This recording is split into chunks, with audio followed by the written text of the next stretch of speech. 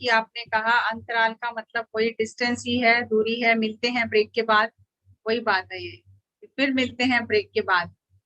तो ये ब्रेक कितना जरूरी है, अगर गाड़ी में ब्रेक ना हो तो कहाँ पहुंचेंगे। तो ब्रेक होना बहुत जरूरी है।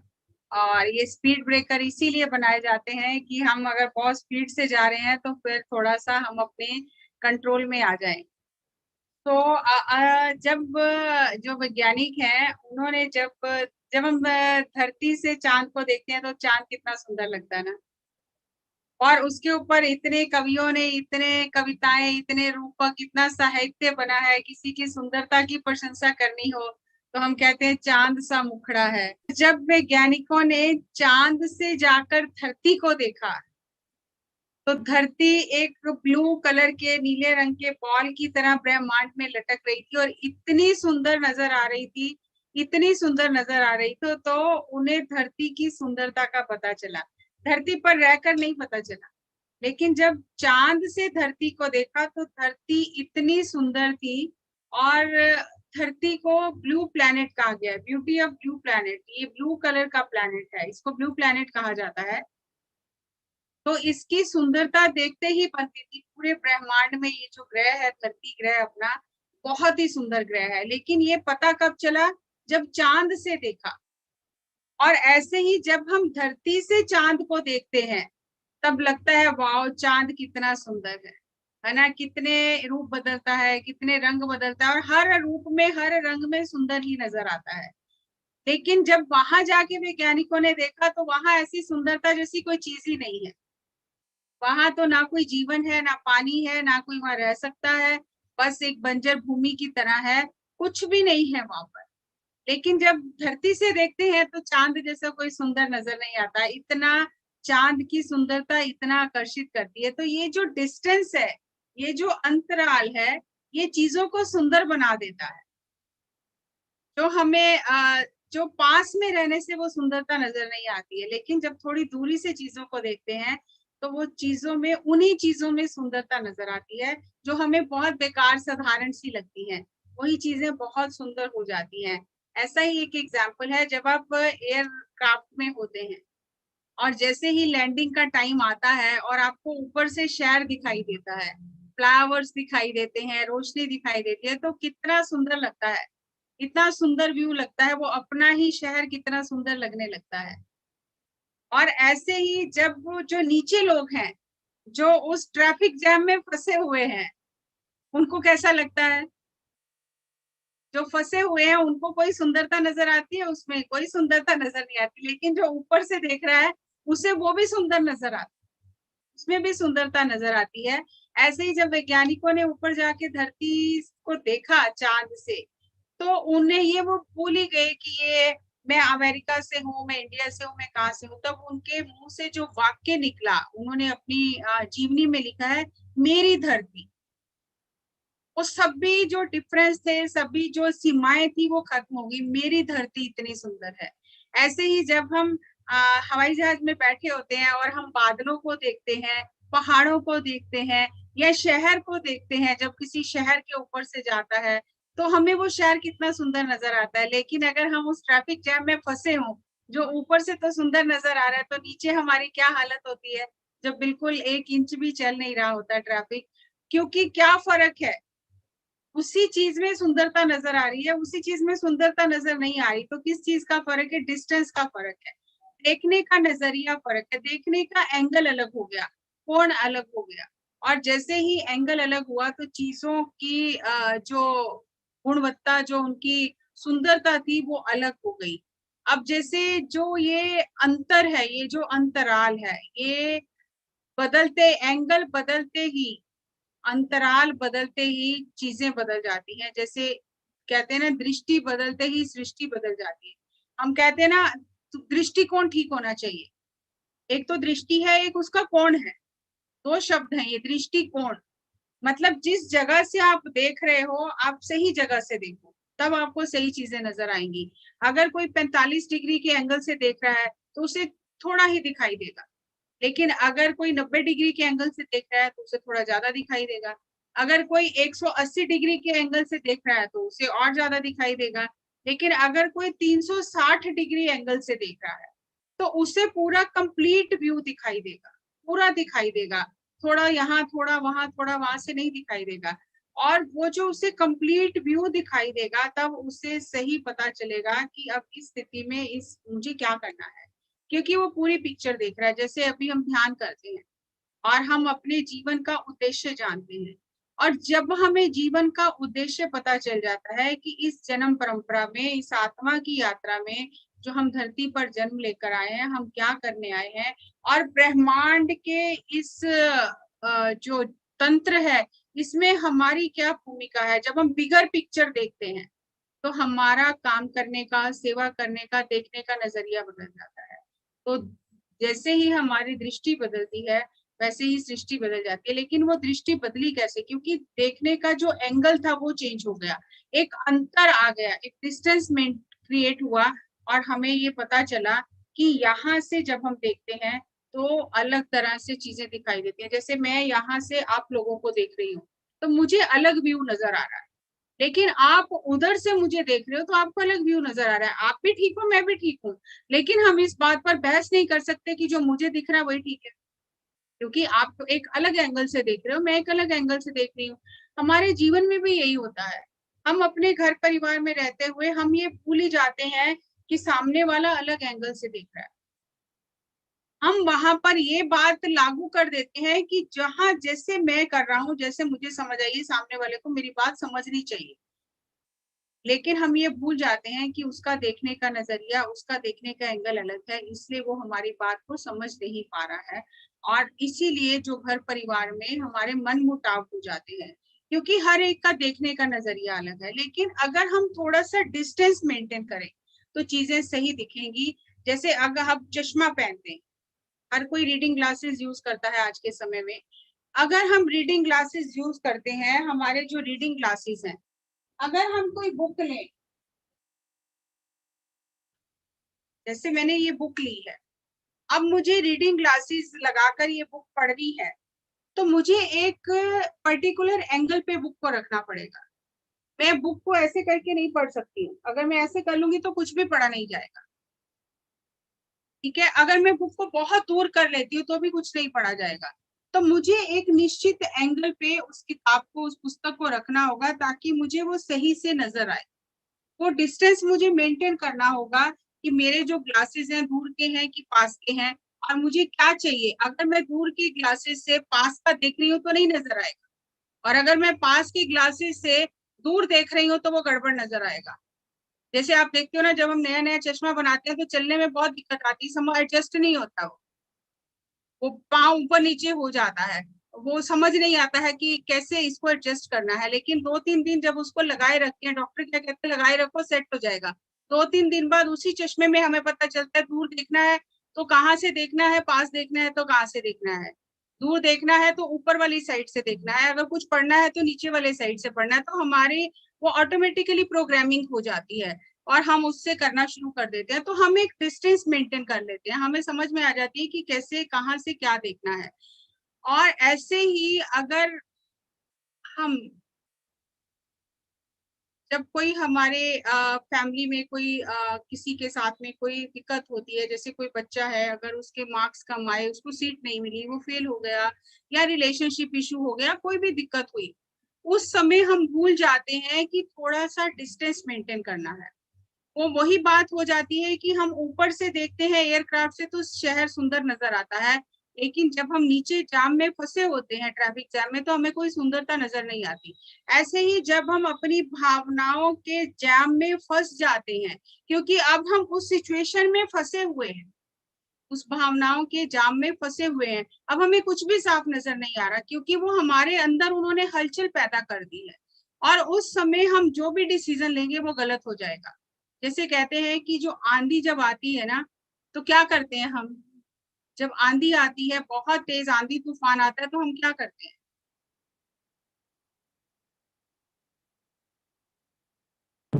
एक जगह रुक जाते हैं। एक जगह बैठ जाते हैं, घर की खिड़की दरवाजे सब बंद कर देते हैं कि धूल मिट्टी अंदर ना आए, और हम आराम से एक जगह बैठ जाते हैं। और आंधी में चलना कोई समझदारी का काम नहीं है। कि आंधी आ रही है, तूफान आ रहा है और आप चलते चलो, क्या करते हैं हम? चुपचाप से दरवाजे खिड़कियां बंद करके बैठ जाते हैं। और जब वो तूफान थम जाता है तब वो कितना सुंदर वातावरण हो जाता है। जो पहले इतना बेकार लग रहा था, खराब लग रहा था, वही जब आंधी तूफान थम गया तो वही बहुत सुंदर हो जाता है। इसी तरह से ये जो भावनाओं की हमारे अंदर इस संसार में रहते हुए, मनुष्य जीवन जीते हुए, जब भावनाओं की आंधी हमारे अंदर चलती है, सब कुछ हिल जाता है, उस समय हम जो भी डिसीजन लेंगे वो गड़बड़ हो जाएगा। तो हमें एक अंतराल, एक डिस्टेंस, एक पॉज बटन दबाना है कि थोड़ा रुक जाए। अभी आंधी आई है, थोड़ा बैठ जाए, थोड़ा रुक जाए, थोड़ा एंगल चेंज करके देखें कि क्या जो मैं समझ रही हूँ, क्या जो मुझे लग रहा है वही है कि कहीं और से कुछ और नजर आ रहा है। हमारे साथ क्या होता है, हमें अपना ही दृष्टिकोण सही नजर आता है और उसी के हिसाब से हम फैसले करने शुरू कर देते हैं। और फिर हम ये समझते ही नहीं है कि दूसरे के मन में, उसके अंदर क्या चल रहा है। और इसीलिए हमारे घर परिवार में इतने रिलेशनशिप इशू हो जाते हैं, क्योंकि हम वो डिस्टेंस मेंटेन करना भूल जाते हैं।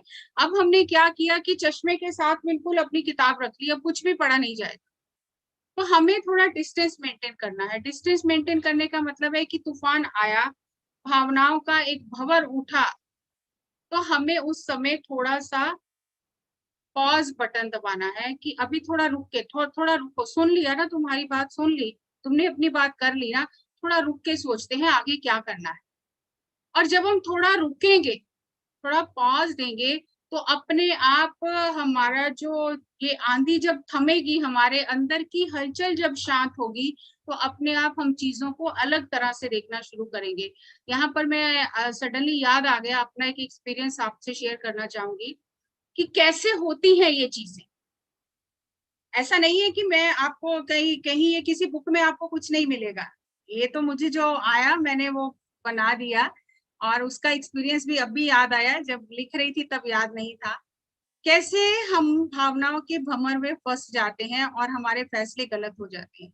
लेकिन जब हम थोड़ा सा पॉज लेते हैं, अपने स्पिरिट गाइड को याद करते हैं, उस प्राकृतिक शक्तियों को याद करते हैं, तो दृष्टिकोण बदलते ही, भावनाओं के भंवर के थमते ही, अंदर की हलचल के रुकते ही फैसले बदल जाते हैं और वो फैसले बिल्कुल सही होते हैं। लेकिन जो हमने भंवर के अंदर खड़े होकर फैसला किया वो गलत हो जाता है।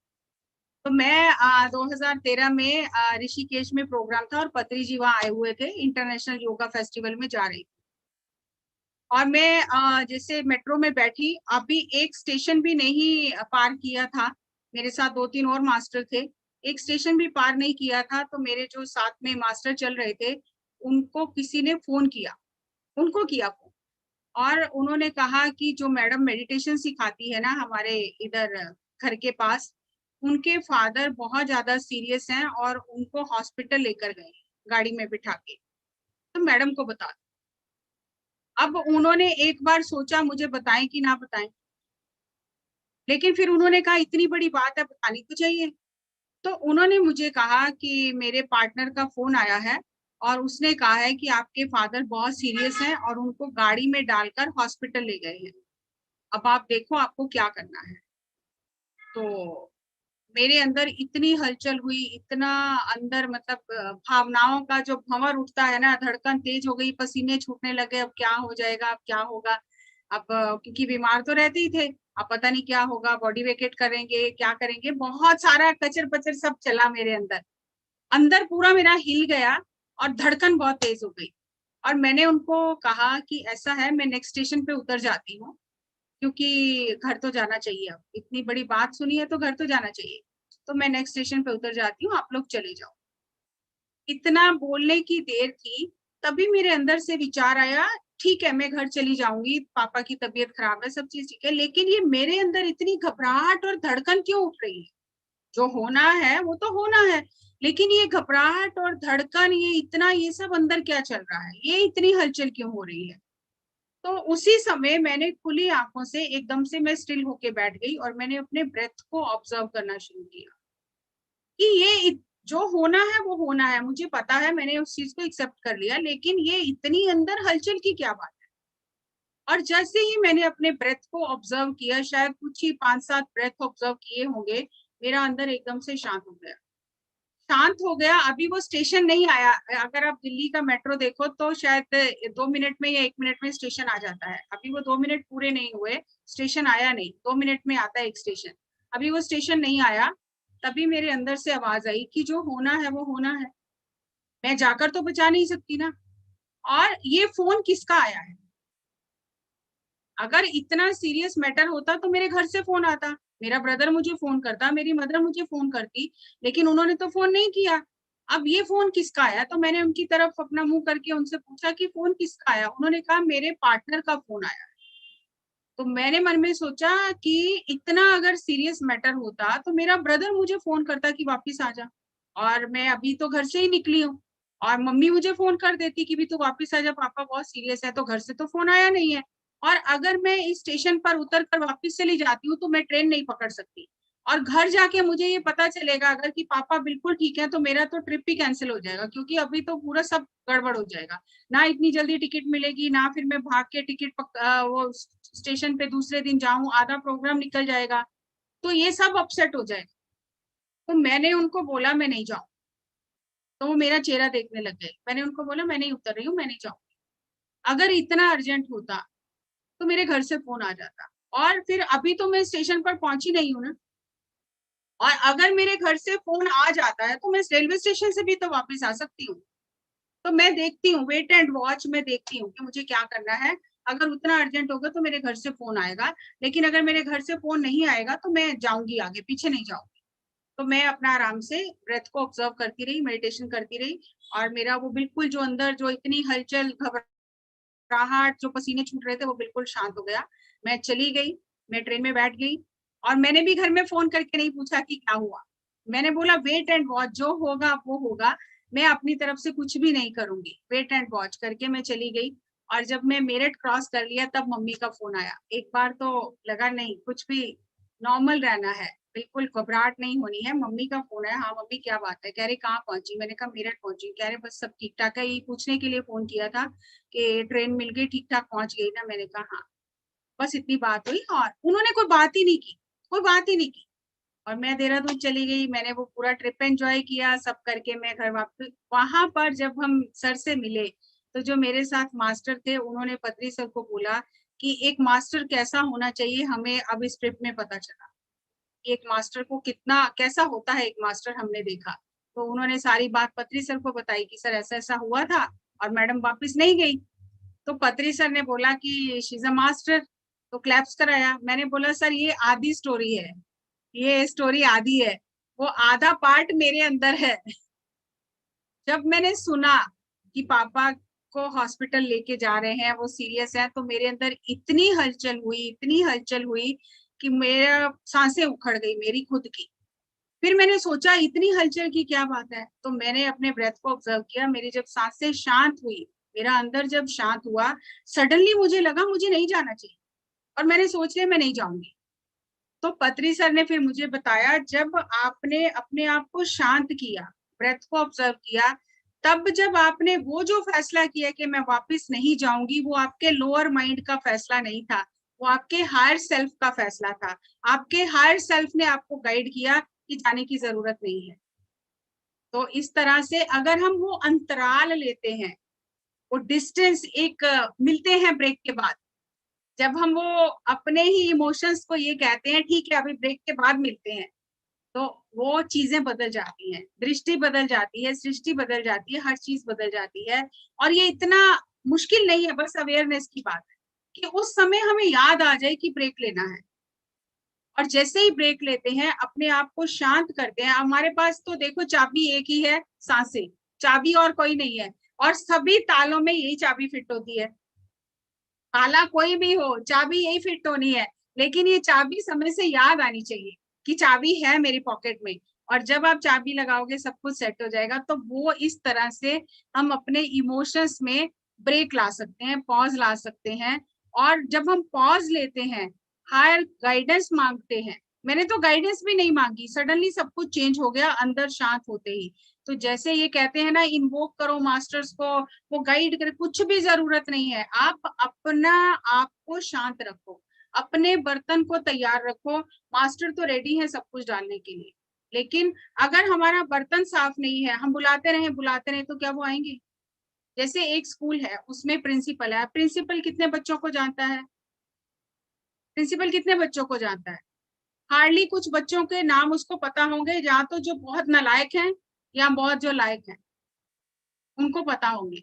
लेकिन अगर कोई नालायक बच्चा बहुत मेहनत करता है और वो टॉप कर जाता है, जो कि अनएक्सपेक्टेड है, या कोई और बच्चा मेहनत करता है, वो स्कूल में टॉप कर जाता है, तो क्या वो बच्चा जाके प्रिंसिपल को कहेगा कि देखो मैंने ये करके दिखाया, कि प्रिंसिपल ढूंढते हुआ आएगा कि कौन बच्चा है किसने टॉप किया?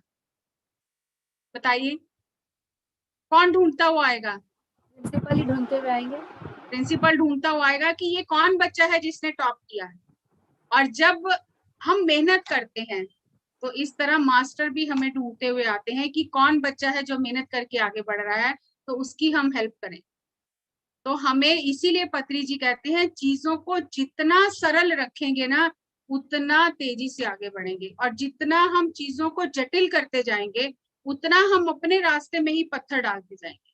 तो हम ध्यान कर रहे हैं, हम बहुत सारा ज्ञान ले रहे हैं, लेकिन हमें ये देखना है कि ये जो ज्ञान हम ले रहे हैं इसमें हमें क्या तो अप्लाई करना है।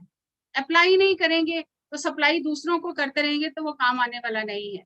हमें पहले खुद पे अप्लाई करना है, फिर दूसरों को सप्लाई करना है। तो हम अगर अप्लाई किए बिना सप्लाई करेंगे तो उसका कोई वैल्यू नहीं है। तो अंतराल ये इतना जरूरी है, और हम सब इस पर काम कर सकते हैं, ले सकते हैं, कोई इतना कठिन काम नहीं है ये अंतराल लेने से चीजें बदल जाती हैं। और एक संत फिलोसफर हुए हैं गुरजीएफ, शायद आपने नाम सुना होगा। ये जब 9-10 साल के थे तो इनके दादाजी का देहांत होने वाला था, और उन्होंने देखा ये तो भी छोटा बच्चा है, इसने अभी दुनिया भी नहीं देखी है, कैसे ये सरवाइव करेगा। तो उन्होंने कहा कि तू मुझे एक वचन दे, बच्चे को कहा तो मुझे एक वचन दे कि तुझे जो भी हो, गुस्सा आए, किसी के ऊपर में मारने का मन करे, नफरत आए, ईर्ष्या आए, जो भी तेरे मन में भावना उठे, प्यार भी आए, तो तूने 24 घंटे रिएक्ट नहीं करना, जवाब नहीं देना 24 घंटे से पहले। 24 घंटे तूने उसके ऊपर मनन करना है कि क्या मैं सही हूँ या सामने वाला सही है। जो उसने मुझे कहा, मान लो उसने मुझे बेवकूफ कहा, तो क्या मैं बेवकूफ हूँ? पहले 24 घंटे उस बात पर मनन करना, और अगर तुझे लगे कि हाँ मैं बेवकूफ हूँ तो सुधार करना, और अगर तुझे लगे कि वो सामने वाले ने गलत कहा है तब जाके उसको जवाब दे के आना कि आपने गलत कहा है, मैं बेवकूफ नहीं हूँ। तो तुम्हें जो भी बात करनी है 24 घंटे के बाद तुम्हें प्रतिक्रिया करनी है। अब ये बच्चा था और इसने दे दिया, वचन दे दिया, और दादा जो थे वो एक्सपायर हो गए। और पूरे जिंदगी में यही प्रिंसिपल अप्लाई किया, और कहता है कि ये जो प्रिंसिपल था, पॉज, वेट एंड वॉच, मिलते हैं ब्रेक के बाद, इसने पूरा जीवन बदल दिया। और इससे इतनी सारी चीजें सॉल्व हो गई जो वैसे नहीं हो सकती। तो जब भी इनको कोई कुछ ऐसी सिचुएशन आती थी तो ये 24 घंटे उस पर चिंतन करते थे, और 24 घंटे के बाद जाकर उस व्यक्ति को कहते थे तुमने कहा है ये सही है या गलत है। 24 घंटे बाद जाकर उसको जवाब देते थे, और इस पॉज ने, इस अंतराल ने उनका पूरा जीवन बदल दिया। और हम सब इस पॉज बटन को दबा सकते हैं, क्योंकि जब हमारे अंदर कोई बात बोलता है और हमारे अंदर वो इमोशनल ट्रिगर होता है, दुख सुख जो भी हम महसूस करते हैं, मान अपमान महसूस करते हैं, उस समय हम एक आंधी में से गुजर रहे हैं, भावनाओं की आंधी से गुजर रहे हैं। उस समय हमें अपने आप को बंद कर लेना है, सांसों के साथ रहना है, किसी से बात नहीं करनी है, चाहे अंदर कितनी भी हलचल चल रही है, चुपचाप से बैठें और चिंतन मनन करना शुरू करें। क्या मैंने कुछ गलत तो नहीं कहा? क्या मैं तो गलत नहीं हूँ? क्या सामने वाले ने जो कहा है वाकई में ऐसा मैं सोच रहा था? जब हम उस पर पॉज लेके चिंतन करना शुरू करेंगे, और फिर ब्रेथ को ऑब्जर्व करें कि हमें नहीं समझ आ रही है, नहीं समझ आ रहा क्या करना चाहिए, ये बहुत हलचल होगी, पता नहीं चल रहा, पॉज भी ले लिया, तो हमें अपने ब्रेथ को ऑब्जर्व करना है, अपने ब्रेथ से गाइडेंस लेनी है कि अब इस सिचुएशन में क्या करना चाहिए। और जब हम ऑब्जर्व करेंगे अपने ब्रेथ को, तब हमें वो अपने आप अंदर से आंसर आएगा कि हमें रिस्पॉन्ड करना है या रिएक्ट करना है। रिएक्शन तो चला ही गया, क्योंकि हमने रिएक्ट तो किया ही नहीं, तो तब हमें पता चलेगा रिस्पॉन्ड करना है कि नहीं करना है, इस बात का जवाब देना है कि चुप रहना है, देना है तो क्या जवाब देना है। तो ये जो पॉज है ये लाइफ में बहुत ज्यादा जरूरी है, और जब जब हम इस पॉज को अप्लाई करेंगे वो ऑटोमेटिकली हमारी एक रूटीन बन जाएगी। और ये जो ध्यान है ये एक ऐसा टूल है जो हमें वो पॉज लेने में मदद करता है, और ये हमारा देखने का नजरिया एंगल बदल देता है, ताकि हम पूरा एक विस्तृत दृष्टिकोण से एक विशाल एक योजना का हिस्सा जो है उसको विशाल योजना को देख सकें। मेडिटेशन ऐसा नहीं है कि आप चीजों को दूर धकेल दो या उनसे बचने का प्रयास करो। मेडिटेशन है कि उन चीजों को एक डिफरेंट पोजीशन से देखो, डिफरेंट एंगल से देखो, और उनके साथ में आपका क्या रिलेशन है डिफरेंट एंगल से जब आप देखोगे तो ऑटोमेटिकली आपकी समझ बूझ बढ़ेगी और आपका फैसला जो है वो बिल्कुल सही रहेगा। Meditation is neither shutting things out nor off, it is seeing things clearly and deliberately positioning. जानबूझकर हम पोजीशन चेंज करते हैं अपनी yourself differently in relationship to them, कि इस परिस्थिति में मैं अपनी पोजीशन चेंज करके देखता हूँ कि अब कैसा दिखाई दे रहा है। तो ये ऐसा है जैसे हम थोड़ा सा अपनी परिस्थिति से ऊपर उठ गए, और जैसे हम एक एरियल व्यू देख रहे हैं, हम एयरक्राफ्ट से देख रहे हैं कि नीचे की चीजें कैसी नजर आ रही हैं। तो मेडिटेशन हमें वो पॉज देता है, मेडिटेशन हमें वो समय देता है, मेडिटेशन हमें वो अंतराल देता है कि हम चीजों को अलग तरह से देखें। और जैसे ही हम चीजों को अलग तरह से देखना शुरू करते हैं तो सब चीजें बदलने लग जाती हैं, और हम जो फैसला करते हैं वो सही करते हैं। जिस तरह से हमें इस अंतराल को, इस पॉज को जीवन में अपनाना है, दिन प्रतिदिन के हमारे व्यवहार में, अपने रिश्तों में अपनाना है, ठीक उसी तरह से हमें आध्यात्मिक जीवन में भी इस अंतराल को अपनाना है। अभी मुझे मैसेज आ गया, मुझे ये करना है, ये करना है, ये करना है, और मैं फटाफट से सब कुछ इकट्ठा करके चल पड़ी, नहीं। ये मैसेज आया है किस लिए आया है, इसको करने से क्या होगा, कितने लोगों का कल्याण होगा। कहीं ये मैसेज मेरी ईगो को बूस्ट तो नहीं कर रहा है कि मैं सामने पिक्चर में आ गई कि देखो मैं इतना बड़ा प्रोजेक्ट हैंडल कर रही हूँ। ये मैसेज से क्या होगा, इसके ऊपर अमल करने से क्या होगा। कहीं ये मेरा ही ईगो का कोई प्रतिरूप तो नहीं है, कहीं इससे मेरी ईगो तो स्ट्रेंथन नहीं हो रही है, या मैं अपने आप को दूसरों को सबको इन्वॉल्व करके ये जो प्रोजेक्ट में कर रहा हूँ इससे क्या लाभ मिल रहा है। तो जब मैं थोड़ा अंतराल लेके सोचूंगा, सोचूंगी, तो अपने आप मुझे समझ आएगी। कई बार ऐसे मैसेजेस आ जाते हैं जो हमारी परीक्षा होती है, और हम जल्दबाजी में जब उसके ऊपर अमल कर देते हैं और बीच में जाके फिर हमें पता नहीं चलता क्या करना है। और पत्री सर ने यहाँ इतनी ब्यूटीफुल एक बात कही है, किसी मास्टर ने मुझे बताई, और वैसे पत्री सर बताते ही हैं कि मास्टर्स का काम है आपको मैसेज देना, आपकी गाइडेंस देना, आपका मार्गदर्शन करना, लेकिन आपके पास जो फ्री विल है, मानना या ना मानना आपकी इच्छा है। आपको वो बाध्य नहीं कर सकते कि उन्होंने आपको कहा है तो ये मानना ही है, वो बाध्य नहीं कर सकते आपको। आपको मानना या ना मानना आपकी इच्छा है। इसके लिए मास्टर कभी भी आपसे गुस्सा नहीं होते कि आपने उनकी बात क्यों नहीं मानी, वो आपको बार बार मौका देते हैं। तो इसीलिए आध्यात्मिकता में भी हमें एक बार सोचना है कि ये जो मैसेज है ये मेरे मन से तो नहीं आया, मेरी आत्मा से आया है या मेरे मन से आया। और ये बहुत सुंदरता से हम पहचान सकते हैं कि अगर वो मैसेज हमारे मन से आया है, हमारी कल्पना से आया है, तो उसमें कहीं ना कहीं वो मैसेज हमारी ईगो को बूस्ट करेगा। उसमें मैं की भावना होगी, मैं की उसमें गंध होगी कि मैं ये कर रहा हूँ, मेरी ईगो बूस्ट हो रही है। तो जब हम पॉज लेकर सोचेंगे तो फिर हमें पता चलेगा इस मैसेज के ऊपर हमें कुछ भी नहीं करना, ये हमारी परीक्षा है। और अगर सही में वो मैसेज होगा तो हमें तो पता चलेगा उसमें सबके कल्याण की बात होगी, सबके मंगल की बात होगी, सबके भले की बात होगी। और ऐसा नहीं है कि ये जो फ्री विल हमें दी है उस परम सत्ता ने, ये इतनी प्रभावी है कि हम चाहे तो हम उस बात को मान सकते हैं, हम चाहे तो हम उस बात को ना माने तो भी मास्टर हम पर गुस्सा नहीं करते हैं। तो ये हमारी फ्री विल होती है। हमें कई बार ऐसा लगता है कि मेरा दिल नहीं मान रहा ये करने के लिए, ऐसा मैसेज तो आया है लेकिन मुझे अंदर से नहीं लग रहा, मेरा मन नहीं मान रहा। इसका मतलब वो कहीं ना कहीं चीजें थोड़ी सेटल करने वाली है। तो हमें आध्यात्मिकता में भी पॉज लेना है। जैसे मान लो कि मैसेज आया कि मुझे ओम सोहम का जाप करना चाहिए या मुझे ओम नमो शिवाय करना चाहिए, ये मुझे मैसेज आ गया। अब ये मैसेज कहाँ से आया मुझे नहीं पता, किसने मैसेज दिया मुझे नहीं पता, लेकिन अगर मैं थोड़ा और मैंने शुरू कर दिया और मैं खुद पढ़ी, लेकिन अगर मैं थोड़ा पॉज लेती हूँ कि अभी जो लिविंग गुरु है, जो लिविंग मास्टर है, वो कह रहा है सांसों के साथ रहो, लेकिन ये जो मैसेज आ रहा है ये मुझे ये बताया जा रहा है कि आप जाप करो, तो क्या सही है? जब थोड़ा सा उस पर चिंतन मनन करेंगे तो हमें पता चलेगा ये तो हमारी परीक्षा थी, हमें सांसों के साथ ही रहना था। वो तो मास्टर हमारी परीक्षा लेने आए थे कि हमने सत्य को कितना समझा है। तो ऐसी बहुत सारी चीजें होती हैं आध्यात्मिकता में भी, जहाँ हमारे लिए पॉज लेना जरूरी होता है, और वो पॉज से बहुत सारी चीजें क्लियर हो जाती हैं। और इसलिए मिलते हैं ब्रेक के बाद, ये बार बार याद कराया जाता है एड्स में भी कि मिलते हैं ब्रेक के बाद। थोड़ा ब्रेक लेकर जब हम चीजों को देखेंगे तो उन चीजों में हमें और ज्यादा स्पष्टता और क्लैरिटी मिलेगी और हमारे जीवन में बहुत चेंज आएगा।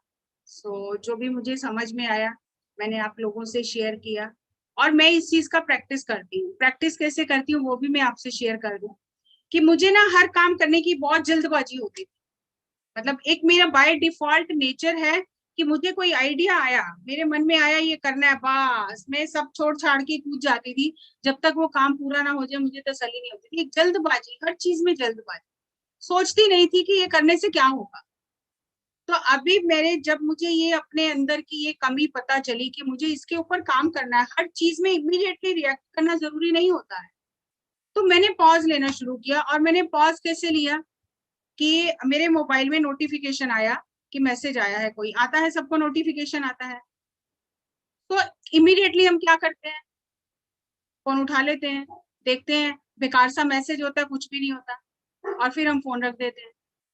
और दिन में कितनी बार ऐसा होता है। तो मैंने उसको वहां से प्रैक्टिस करना शुरू किया कि I will take a pause, I will not see, क्या हो जाएगा, दुनिया तो बदल नहीं जाएगी ना एक मैसेज में नहीं पढ़ूंगी तो मैंने वो पॉज लेना शुरू किया कि मैं दिन में सिर्फ 3 बार मोबाइल देखूंगी, मैं इससे ज्यादा देखूंगी नहीं। I will take a pause, क्या हो जाएगा।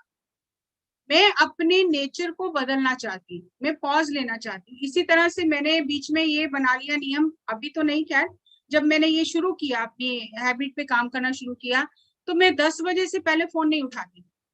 रात को 10 बजे से लेके सुबह 10 बजे तक जो भी हो जाए मैंने फोन नहीं उठाना। क्या होता है, कुछ भी नहीं होता।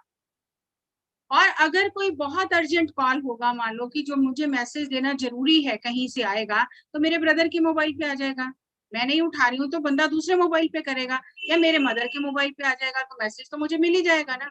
लेकिन ऐसा कभी भी नहीं हुआ कि इतना अर्जेंट कोई कॉल आया हो कि मैंने मिस किया हो। सिर्फ आदत होती है हर चीज में जल्दबाजी करना। और ऐसे ही वो मैंने ये पॉज मैंने मोबाइल से लेना शुरू किया कि मैं इमीडिएटली रिएक्ट नहीं करूंगी। और फिर धीरे धीरे मैंने बहुत सारी चीजों को देखा कि जैसे कोई किसी ने बात की या कोई बात सुनी तो मैं इमीडिएटली रिएक्ट करती थी। जैसे घर में भी कोई बात हो गई तो इमीडिएटली मैं जस्टिफिकेशन देने के लिए रिएक्ट करती थी कि नहीं ये गलत है, मैं सही हूँ।